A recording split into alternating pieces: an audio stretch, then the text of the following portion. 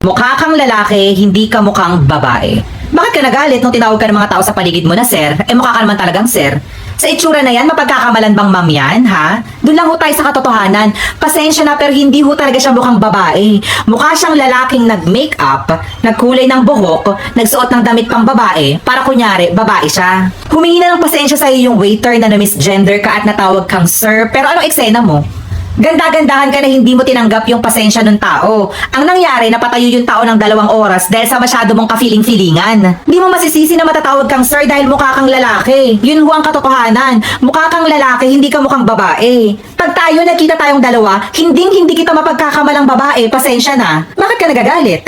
Bakit parang galit na galit ka sa waiter na natawag kang sir? Mukha ka naman talagang sir. Ito yung mahirap sa ibang parte ng LGBTQIA+ community, mga kabaklaan, lalong-lalo na sa mga transgender.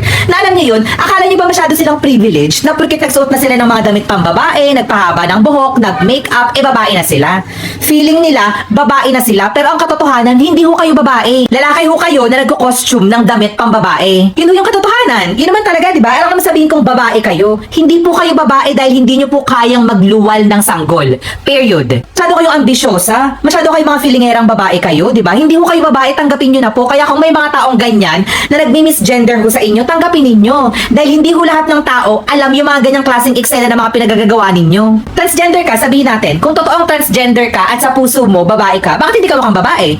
Bakit hindi ka nagbibigay ng effort para magmukha kang babae? Bakit hindi ka nagpapapalit ng mga eksena mo, nagpapapayat? Bakit hindi ka magpa-feminine, ganyan? Hindi ka kumilos, umasta, at magmukhang babae?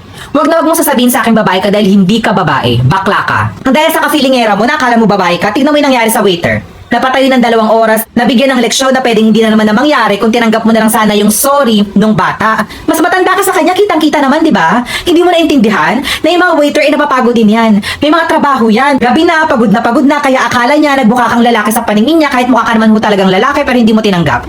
Masyado kang privileged, masyado kang pasikat. Yung mga ganitong klaseng bakla, yung inis na inis din ako eh. Na makaasta, akala mo mahamahadera, reyna-reynahan, mukha ka hong lalaki, hindi ka mukhang babae. Kaya huwag mo sasabihin sa akin na transgender women are women.